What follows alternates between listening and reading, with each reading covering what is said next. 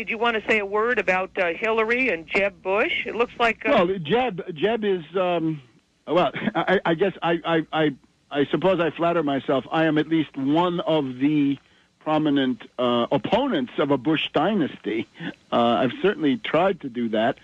And if you take a look at this unauthorized biography of George H.W. Bush, right, Bush the Elder, probably the one thing just about everybody who's politically aware knows about the Bush dynasty now is the fact that Prescott Bush, United States Senator Prescott Bush of Connecticut, the father of George H.W. Bush, Bush 41, right, 41st president, this Prescott Bush had been the managing partner of the Brown Brothers Harriman Investment Bank in Lower Manhattan on Lower Broadway.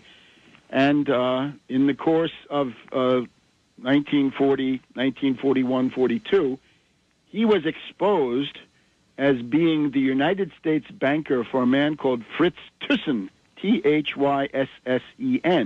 And Thyssen, well, Thyssen says it himself. He has an autobiography which is entitled I Paid Hitler by Thyssen. So there it is. And he did. And he goes through this, but the thing that he doesn't tell you in his book was unearthed in, first of all, press reports, and then later in official action. There was something called the Union Banking Corporation in New York City, and one of the people on the board of that was this same Prescott Bush. And the Union Banking Corporation was a conduit of funds from interests, holdings of Thyssen in the United States, in Wall Street, and so forth. That money went through the Union Banking Corporation to a Dutch bank called the Bank for Trade and Maritime Commerce. I'm translating as best I can from the Dutch. And then on to Germany, where it was used to finance Hitler's seizure of power. And there's a supplementary track that some of the weapons used by the Nazis to clear the streets of their opposition also came from U.S. arms companies in Connecticut under the control of a family ally of the Bush dynasty. And this all came to a head then. The alien property custodian, a guy by the name of Crowley, in October 1942, if memory serves, he expropriated the Bush family in the sense that their shares of stock in Union Banking Corporation and a couple of other subsidiary things, those were confiscated.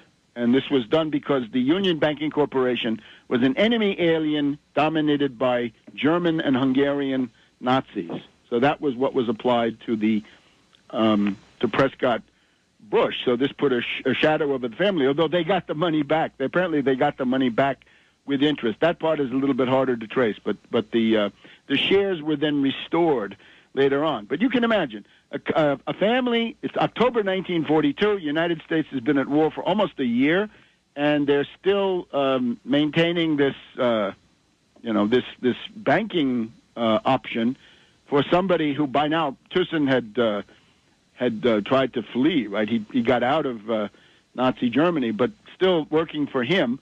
And that was written up. You can go back and find it in the New York Herald Tribune and some other papers of the time, right? Thyssen has huge cash stash in Lower Manhattan, and lo and behold, it's the Union Banking Corporation, and it's Prescott Bush. Now, this is, of course, typical. This is not an isolated case. There's a whole array of U.S. ruling class figures who were deeply sympathetic, certainly to Mussolini, without any doubt, but then also to Hitler, some of the more radical ones. And we could go through that list too, but why don't we just focus right now on Prescott Bush. So that's the dynasty that you're dealing with. And then it goes on to George H.W. Bush. One or two interesting things about him. If you remember the smoking gun tape of mid-1974, the one that actually forced Nixon to resign, the one that contains the prima facie case of obstruction of justice that forced Nixon to throw in the towel, This is not, many people, when you hear smoking gun tape, they think, oh, the one that was erased. No, the one that was not erased, because the details are what gets them. It's Nixon saying, we're going to organize obstruction of justice, in effect. He says, the Texans are going to have to testify to this, this, and this, right? And he's talking to Haldeman and Ehrlichman and other people in the White House on the famous White House tapes.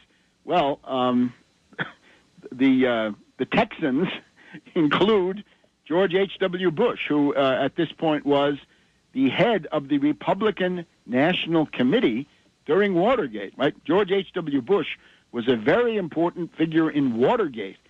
Read the chapters about that.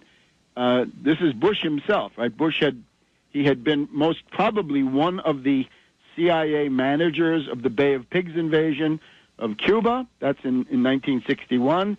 But now it's much later. It's 1974, and George H.W. Bush is the head of the Republican National Committee, and he comes on as a supporter of Nixon. He then turns against Nixon, wants him out, but he's also then very shocked by the smoking gun tape, and that's got nothing to do with Nixon. It's that George H.W. Bush realizes that he could be investigated and perhaps accused, indicted, for some kind of obstruction of justice, because this was the money that was coming, the famous follow the money.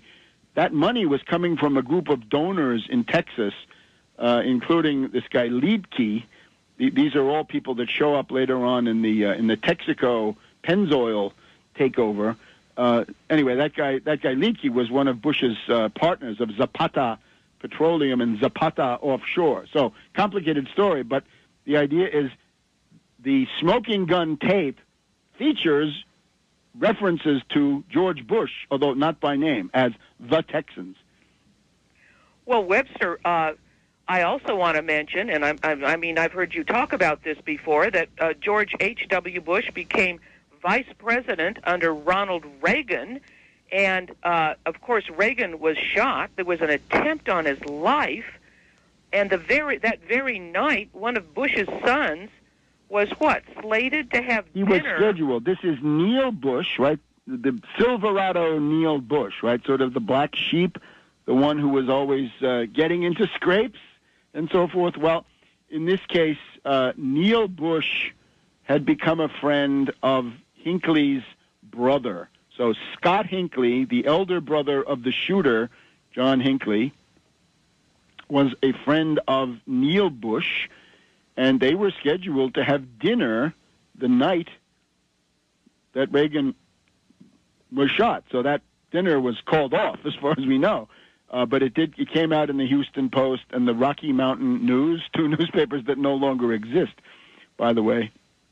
So that was obviously very embarrassing. And you'd think in a government of laws that there would have been, an investigation, to be sure, right? To remember, it's not just impropriety or illegality, it's the appearance of impropriety or illegality. So any government of laws would have immediately probed that, but of course it was covered up. And if you're hearing this for the first time, well, go and make your contribution and get a copy of this book. There are any number of other ones. If you remember Holden Caulfield and The Catcher in the Rye. Yes. Okay, a lot of people are very avid readers of this book. You'll remember that there's a scene where Holden Caulfield, I think accompanied by one of these girls that he's trying to meet, he goes to the theater and he views a matinee performance of a play on Broadway with Alfred Lunt and Lynn Fontaine. And he comes out with his date there, and they go into the lobby, and he says, there's this guy named George from Andover who's the biggest phony in a checkered vest, and he's such a phony that he has to rock back on his heels and, sort of get ready to let fly with his latest phony statements. Well, my argument is that that's George H.W. Bush from Andover, right, with a high-pitched whining voice. And, of course, J.D. Salinger was somebody who traveled in these circles of the prep school universe and might well have met him, right, under the clock in the old Biltmore or whatever it was. So it's a treasure trove of all kinds of things. It's an internet legend. It's been copied, downloaded, uploaded, I guess by now thousands of times. People are welcome to look at it. It's supposed to be a public service, but you want to get the nice printed book for your library. This Prescott Bush had been the managing partner of the Brown Brothers Harriman Investment Bank in Lower Manhattan on Lower Broadway, and in the course of 1940, 1941, 42. Did you want to say a word about Hillary and Jeb Bush? It looks like... Well, Jeb is... I guess I suppose I flatter myself. I am at least one of the prominent opponents of a Bush dynasty. I know it's about the Bush dynasty now, is the fact that Prescott Bush, United States Senator Prescott Bush of Connecticut, the father of George H.W. Bush, Bush 41, right, 41st president, have certainly tried to do that. And if you take a look at this unauthorized biography of George H.W. Bush, right, Bush the Elder, probably the one thing just about everybody who's politically aware, he was exposed as being the United States banker for a man called Fritz Thyssen, Thyssen. And Thyssen, well, Thyssen says it himself. He has an autobiography which is entitled